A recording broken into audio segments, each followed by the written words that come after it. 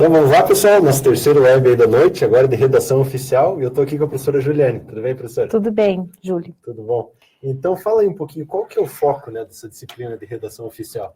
Muito bem. O foco da disciplina de redação oficial, ele foi estabelecido no curso de administração justamente para dar uma noção de escrita mais sistematizada e mais clara, mais direta e mais objetiva. A redação oficial, ela é regulada no país pelo decreto da Presidência da República, que instituiu as formas como o poder público vai se dirigir, vai se comunicar com os mais diversos expedientes. Então, a redação oficial, assim como um estilo de redação argumentativo, dissertativo, ela é um estilo próprio, padronizado para a esfera pública e jamais para a esfera privada. Então, por isso que é uma disciplina bastante específica, bastante detalhista, mas que não é obrigado ao aluno decorar, apenas consultar no momento que vai fazer uso desses expedientes administrativos. Uhum. E de que modo que a redação oficial ela pode ser agrupada? Então, de acordo com o material que nós temos disponível na disciplina, e também de acordo com o decreto da Presidência da República,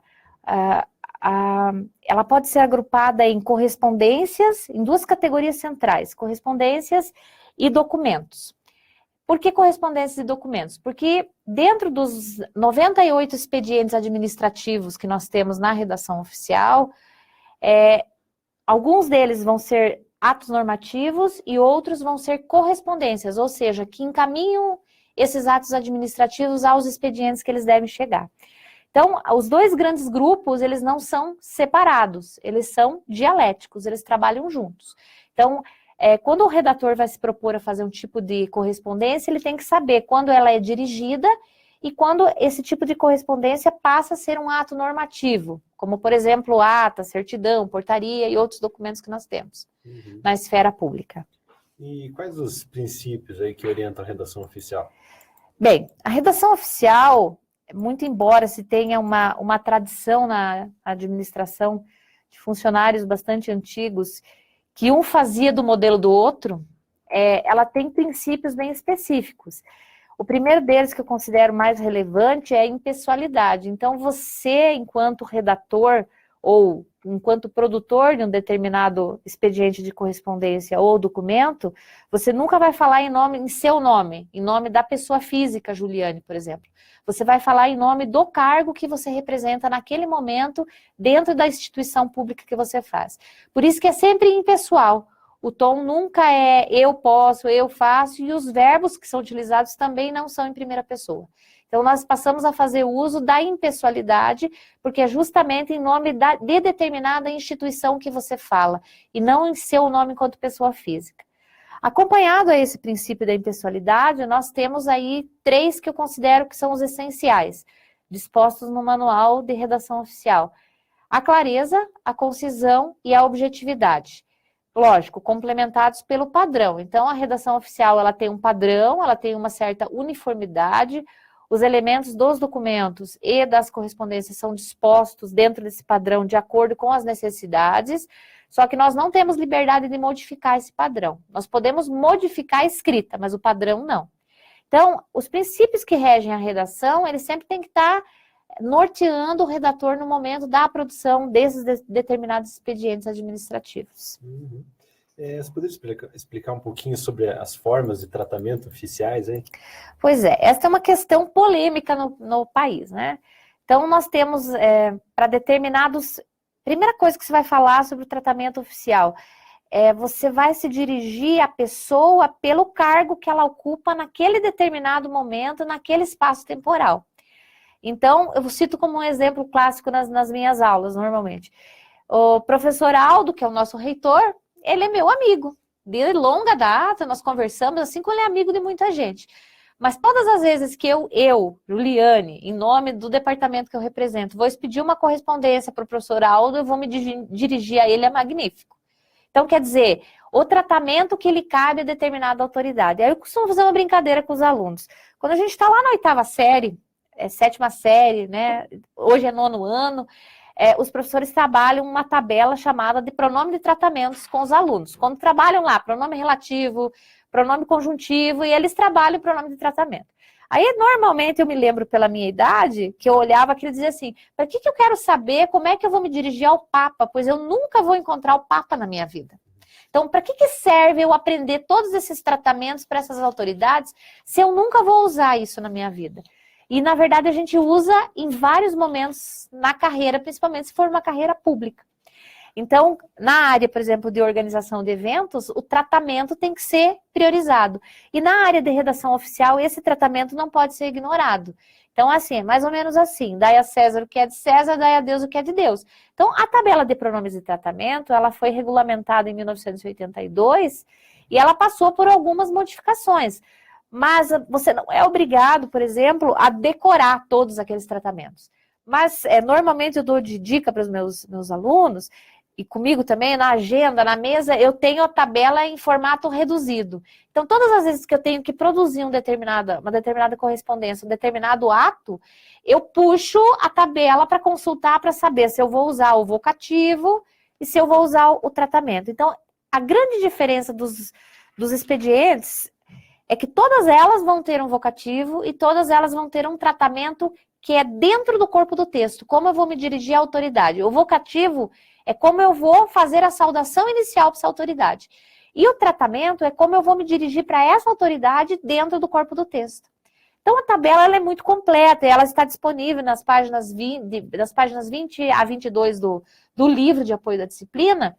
E, diga-se de passagem, está muito mais pedagógica do que a própria tabela que está no decreto, que tem 77 páginas. Né?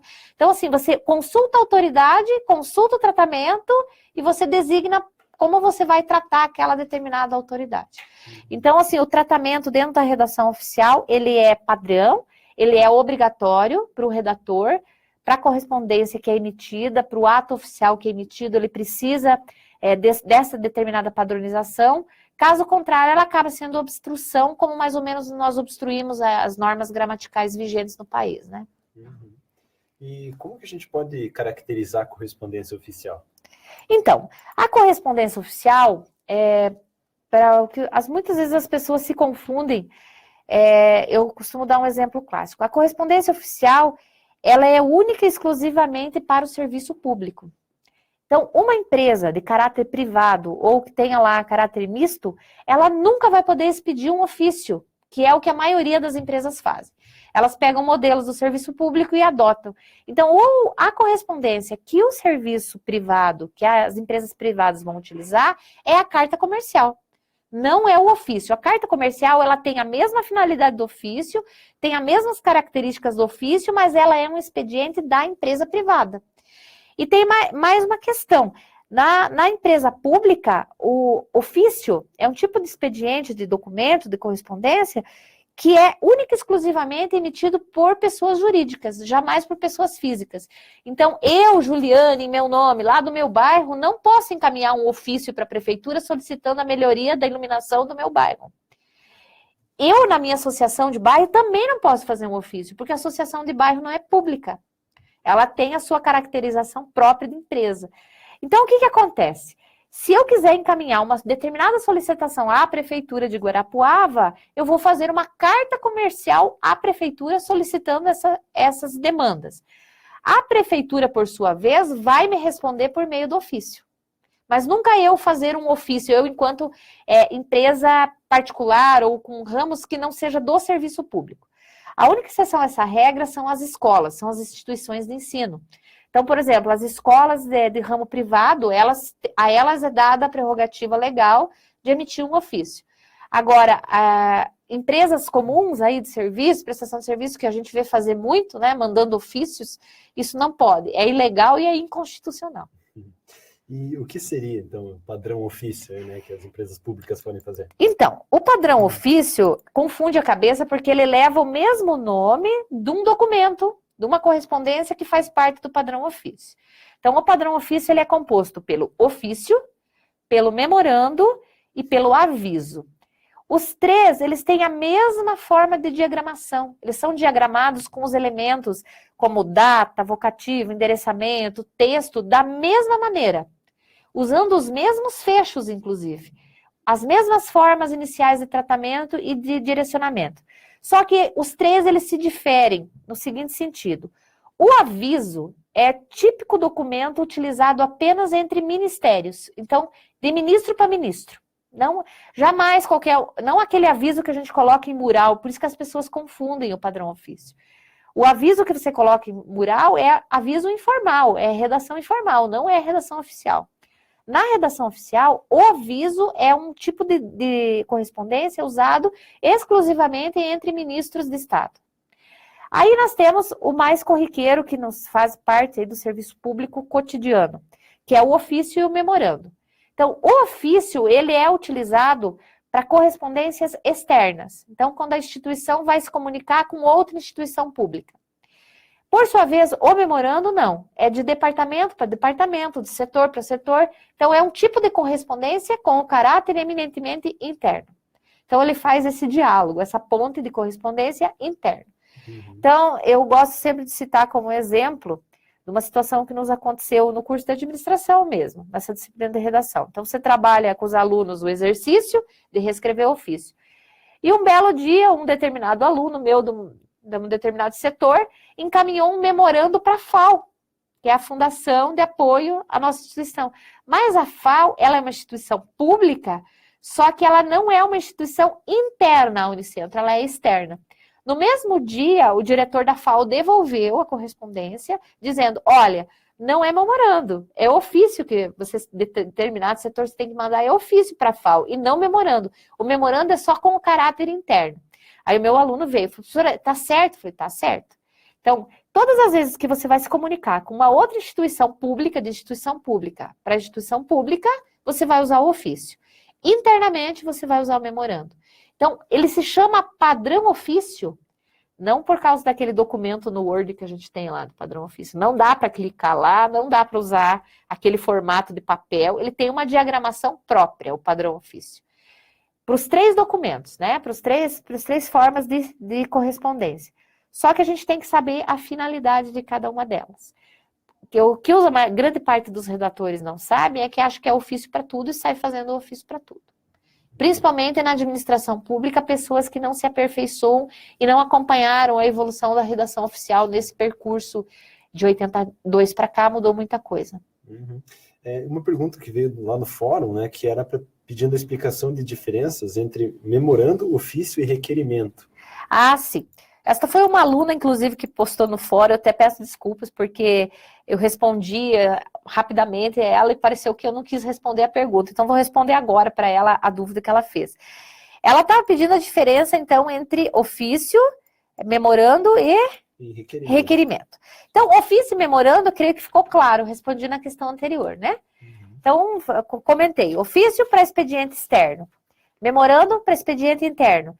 E o requerimento, ele é um tipo de documento, não é de correspondência, porque ele requer algo que tenha base legal. Então, o requerimento, você inclusive pode fazer uso do aparato dos formulários jurídicos para fazer isso. Então, o requerimento, ele é muito utilizado nas esferas públicas, quando nós queremos solicitar documentações e a gente quer deixar isso registrado. Eu posso fazer um ofício para acompanhar meu requerimento? Pergunta. Posso, mas não é necessário. O requerimento, ele tem força de correspondência e documento ao mesmo tempo. Então, ele requer algo, só que para você elaborar esse requerimento, ou para você instruir as pessoas que você atende no momento de elaborar um requerimento, é sempre bom que você cite os aparatos jurídicos que possam te permitir e te dar base legal para você solicitar determinada informação dentro de uma organização pública. Então, essa é a diferença entre os 3 expedientes essenciais aí que são trabalhados, né? Lá no fórum veio outra dúvida também, que era se as atas, elas devem ser escritas em qual tempo verbal, né? Pois bem, esta é uma pergunta interessante, porque no fórum foi colocado o exemplo de uma determinada professora aposentada do Estado que submeteu a nossa atual acadêmica a dizer que o verbo não podia ser no pretérito, né? Teria que ser no presente. Então, é assim, a ata é uma questão polêmica. Normalmente, ela vem lavrada no pretérito. Eu, fulano de tal, lavrei e apresentei alta no passado. Por que ela é no pretérito? Porque, geralmente, o secretário, a pessoa que vai registrar as ocorrências da ata, ela não faz no momento da reunião. ela grava, ela faz as anotações e ela transcreve isso para ata, no livro ata, ou no registro digitado da ata, com os parâmetros necessários da legalidade disso, depois que ocorreu a reunião. E esta ata é submetida a uma leitura numa reunião posterior. Então, quer dizer, ela foi lavrada no passado. Por quê? No momento que aconteceu a ata, eu utilizei o verbo no passado e após isso, eu vou ler a ata para os presentes na reunião seguinte. Agora, se eu faço a ata no mesmo momento da reunião, se eu lavro a ata naquele momento, encerro, leio, então o verbo vai no presente. Porque daí foi neste momento que eu fiz. O pretérito é geralmente um tempo a posteriori e depois, né, no futuro, o pretérito que a gente usa o verbo da ata, geralmente é um tempo no futuro do passado. Aí o que acontece? Nós temos que ter a clareza que 95% que eu sei, que tem conhecimento desses anos de experiência, das atas que são lavradas, elas são lidas na reunião posterior. Então, o verbo a ser utilizado é o pretérito mesmo. Agora, tem aí uns 5% que são biônicos, né? Que conseguem registrar a ata naquele momento, transcrever tudo para o livro de ata naquele momento, não errar, né? Que é uma coisa assim passível de acontecer, e fazer com que os presentes assinem naquele mesmo dia. Aí o verbo vai no presente. Uhum. Mas teve uma dúvida lá, mas acho que o Lugeron, né? Ele perguntou se pode utilizar um ofício internamente também. Não. Essa já foi respondida lá. Não, nunca. Ofício jamais internamente. Isso não é permitido. Eu sempre costumo perdoar a pessoa que não tem conhecimento da redação oficial, mas aquela que tem um mínimo de conhecimento não faz mais isso. Nunca mais. Então tá. Outra dúvida aqui que veio do fórum também. Analisando o conteúdo, eu senti falta de modelos e documentos que são necessários também ao dia a dia da gestão. Ela falou aqui, elaboração do relatório, parecer, nota técnica, convênios, como exemplos, né? Ela pergunta se vai ter condições de poder receber modelos e exercitar técnicas de elaboração desses documentos. Eu gostaria muito, confesso para vocês, que considero esta uma lacuna na disciplina de redação oficial. Mas, assim, nós temos um texto base que vem do PNAP. No texto base, que é o livro, vocês podem perceber que esse tipo de documento não é abordado de forma nenhuma. Até porque hoje no Brasil são 98 documentos em vigência. Então é impossível você conseguir trabalhar isso numa disciplina de 60 horas. Você trabalhar todos os documentos, esses expedientes administrativos. Eu considero os expedientes essenciais. Agora, não são passados modelos desses documentos, até porque não está no livro base da disciplina.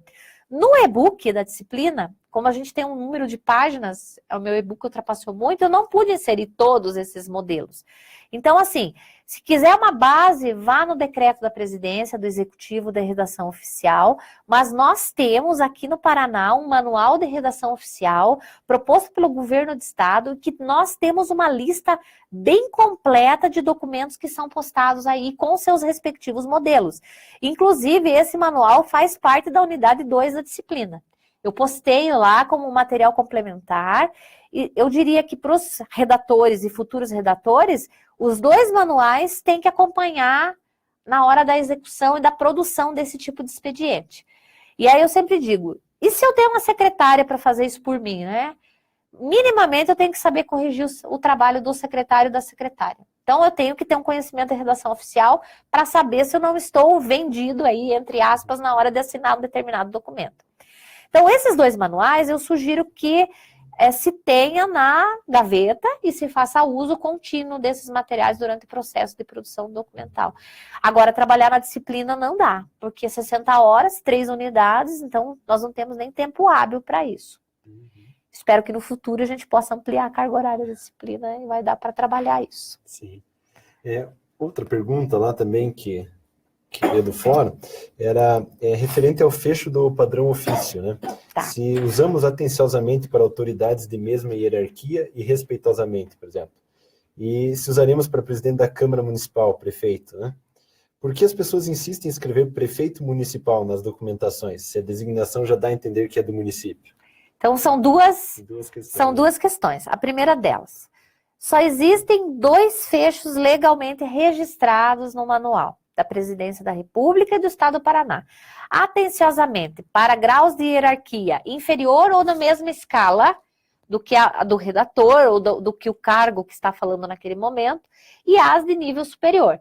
Então, provavelmente, se eu trabalho, por exemplo, de igual para igual, de um presidente da Câmara para outro presidente da Câmara, ele vai usar atenciosamente, porque eles estão numa escala simétrica, igual.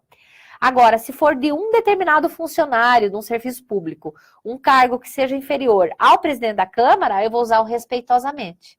Então, sempre que eu tiver autoridades acima do cargo exercido naquele momento daquela instituição, eu uso respeitosamente.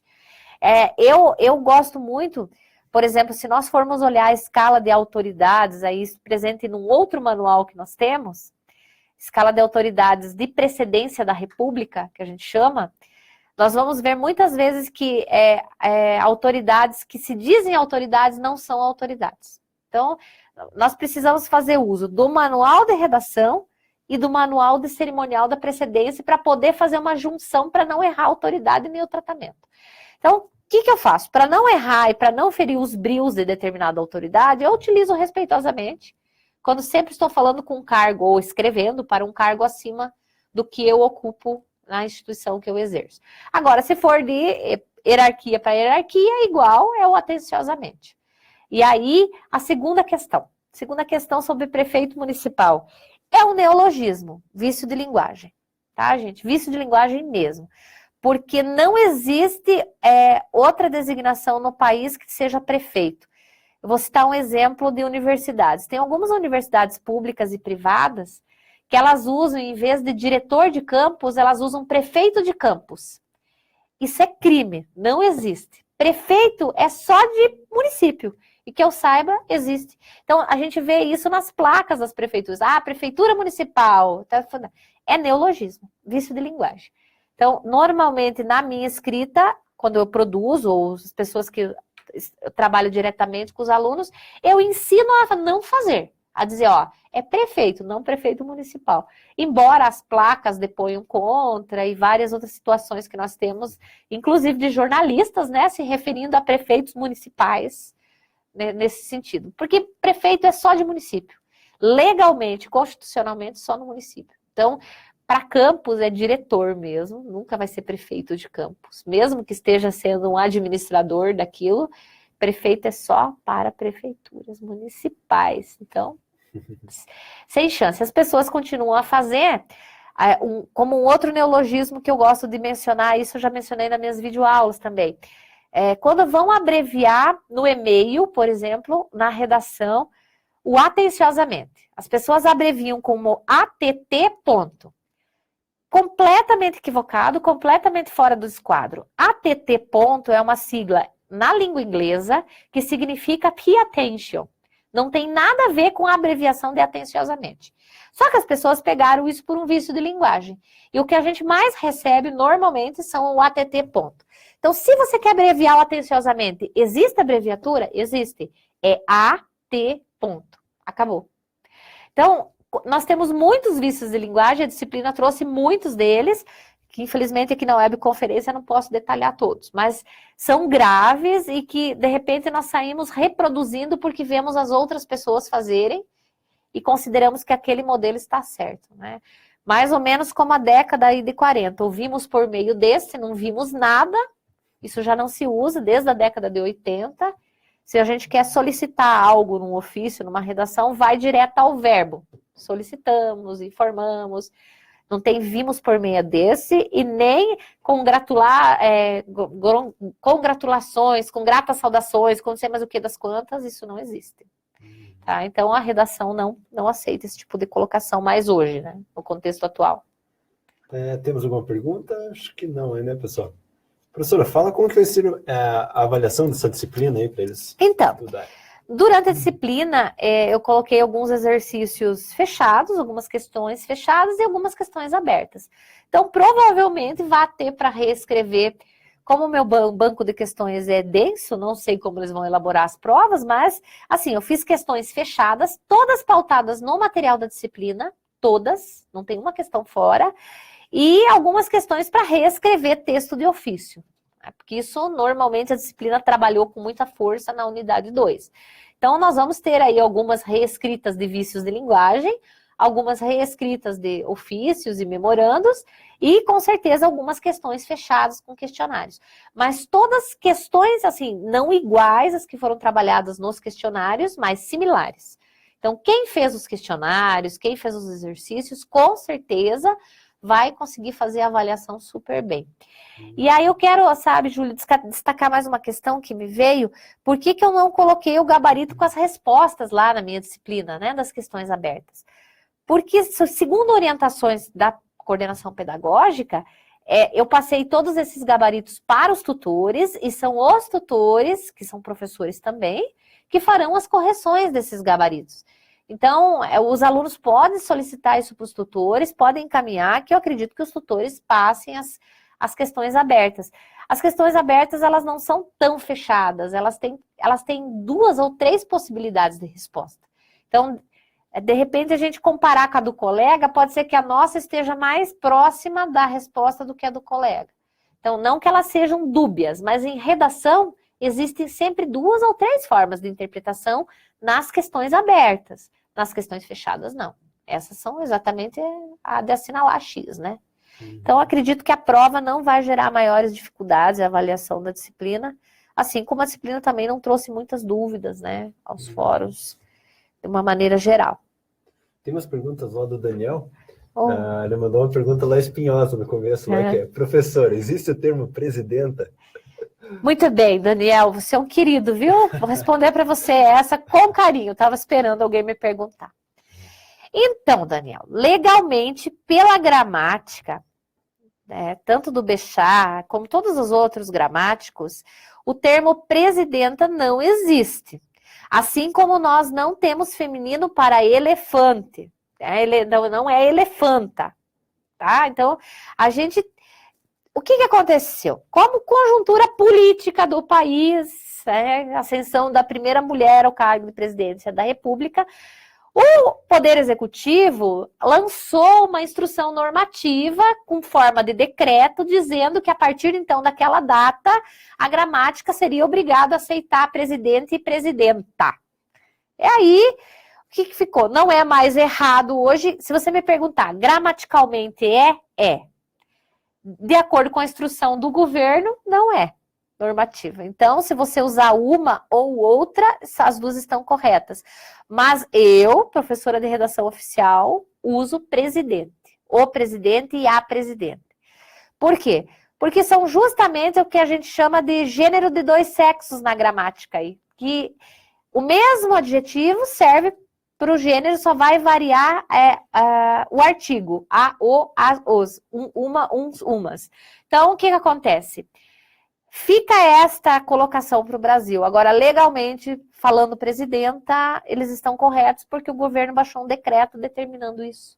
E nós, gramáticos de plantão, tivemos que aceitar essa nova designação. Então, eles passaram também a aceitar elefanta agora, tá? Então, tá correto também, justamente para poder mudar para presidenta.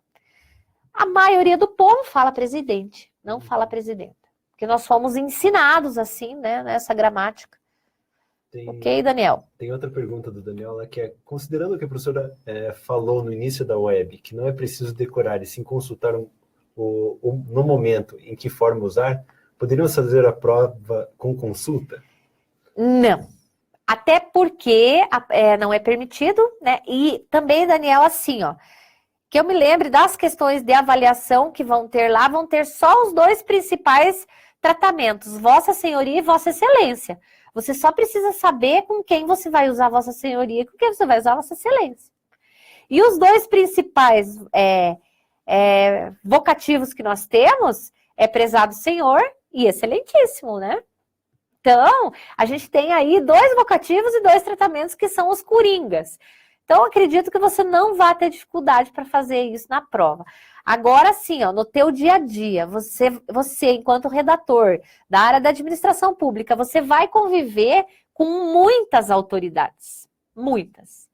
Né? Seja bispo, seja cônego, seja papa. Papa não digo, mas arcebispo, vereador, e várias outras autoridades, deputado, e a gente sabe que isso está inerente ao serviço público. Aí, quer dizer, você não é obrigado a saber todos esses tratamentos e todos esses vocativos. E aí você vai usar provavelmente a tabela para consultar isso no momento oportuno e apropriado. Mas a avaliação não vai gerar grandes dificuldades, não. Fique tranquilo, que eu já penso nisso antes de fazer as questões, tá bom? Então, beleza, pessoal. Professor, mais alguma coisa para acrescentar antes da gente encerrar? Eu gostaria de agradecer a participação de todos. Eu percebi lá, eu tive um problema com a minha senha do Moodle, então uma semana quase não consegui acessar, mas tenho acessado. Vi que todos fizeram as atividades, estão respondendo, estão participando. Eu desejo que a disciplina seja muito útil no dia a dia, porque quando pensei na elaboração dessa disciplina, lógico, não fugindo do padrão do livro, que muitas vezes eu não gosto do livro, gosto de vários materiais, mas enfim, a gente segue o direcionamento. Ela possa ser realmente fazer o diferencial para as pessoas que vão utilizar a redação oficial no dia a dia.